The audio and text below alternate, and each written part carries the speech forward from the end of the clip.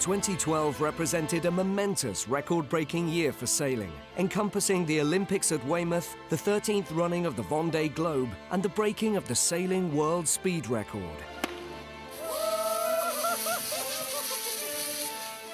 To celebrate the achievements of individual yachtsmen, pioneers throughout the sailing community gathered at Trinity House in London for the 57th prize giving of the Yachtsman of the Year Award.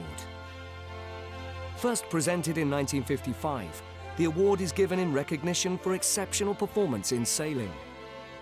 For 2012, the award was presented to Ben Ainslie by Pippa Blake. Ben Ainslie has won the award on 5 previous occasions, but this only goes to illustrate his truly exceptional dedication to the sport over 20 years.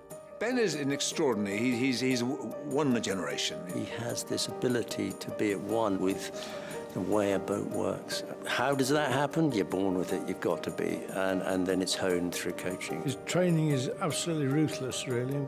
He's just totally determined to win all the time. 4 gold medal is a fantastic achievement on his part, and amazing. Rodney Patterson won 2 golds himself at Mexico and Munich, and a silver at Montreal in the Flying Dutchman. But unlike today's athletes, Rodney won as an amateur sailor.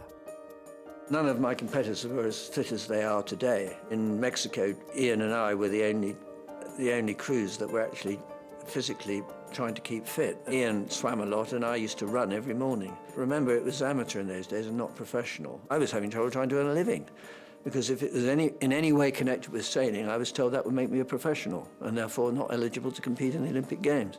Times have certainly changed, and to keep yourself at Olympic performance today requires an exceptional focus beyond most individuals' imagination.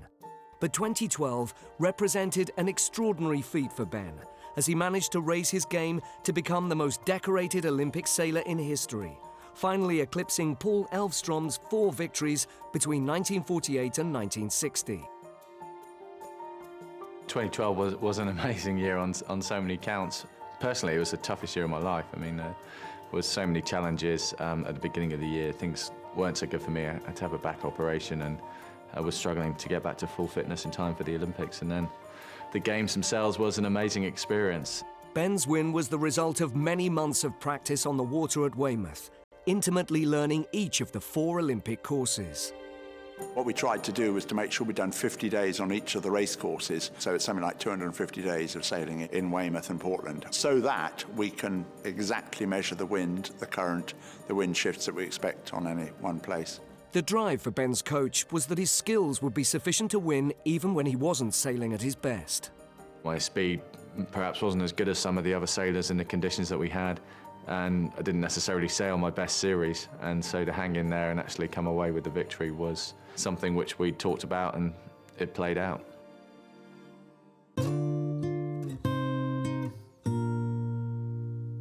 Ben was brought up in Cornwall, so he was fortunate in having a huge playground within easy access of his doorstep. But Ben had a natural aptitude for sailing anyway, and being near the sea simply allowed him to practice more. He always enjoyed sailing, even when he was 3.5 or 4 years old. I mean, we had a cruising boat in those days. He used to stand on a box and got him to actually steer a course, and he really enjoyed it. When he was 11, when we bought him his Optimist, then he wanted to be independent and do things himself.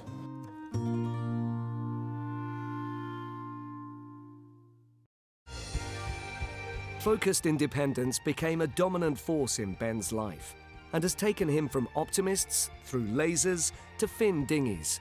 And now, with 10 years' experience already on board America's Cup yachts, he's moving away from dinghies full-time, over to this new high-technology arena.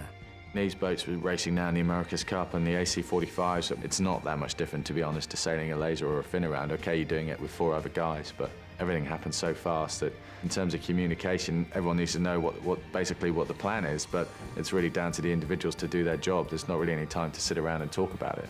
It's the sort of boat that, you know, even if you have a bad day, you go out racing and things don't quite work out, and it's a frustrating day, you still come off the water with a smile on your face because it's a real buzz. It's, you know, it's like sailing a 49er or a Moth. Whilst the Olympics has continued with dinghy classes based on old designs, elsewhere, new technology is now making a huge impact on sailing. These include the super lightweight Moth, which has perfected the use of hydrofoils, through to the equally groundbreaking AC-72 catamarans. But the most extraordinary technology gain has come from the record-breaking Sailrocket.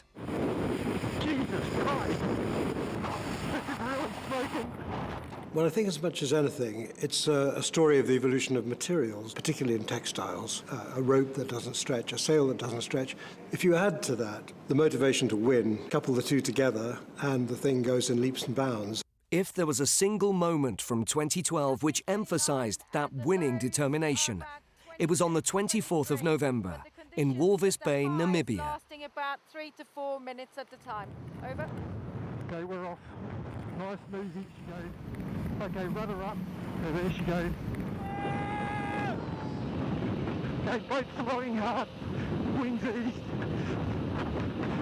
Okay, rounding up. That's got to be 60. Okay, that's pretty fast. Okay, I like that one. I like that one a lot. After 13 years of development, Paul Larsen achieved the outright world sailing speed record. An average of 65.37 knots in just 28 knots of wind speed. I think Paul Larsen and his team have done a fantastic job. I mean, they've been working at it for a really sustained period of time with, not a huge amount of funding, piece by piece, working out how they're going to get the record. That's ridiculous. Nobody dared to think of it. All those bloody sums and all that stuff, it does actually mean something in the end, but you've got to do a lot of work to make it mean something. And we've done all the work. So the numbers are coming through, and I shouldn't be shocked, but I am.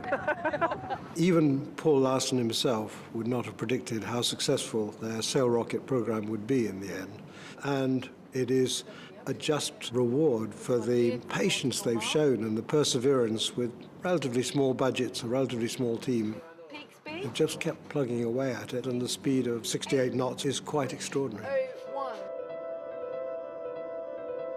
Whilst a conventional sailing yacht may appear graceful, it is in fact the crucible of huge opposing forces. It's the balancing of these forces which was the key challenge the Sailrocket team needed to overcome in order to achieve world speed records. The problem with a sailing yacht is that there's normally the capsizing moment, as it's called, to deal with, which is to say that the sail is trying to go one way and the boat is trying to resist that, and there's a tendency for the boat to capsize. And what they've done is put those two forces in opposition. So instead of having a capsizing motion, the drive from the sail is reacting perfectly on a foil which is exactly equal and opposite in the other direction. So the faster it goes, the faster what's called the apparent wind is, which is the wind you feel.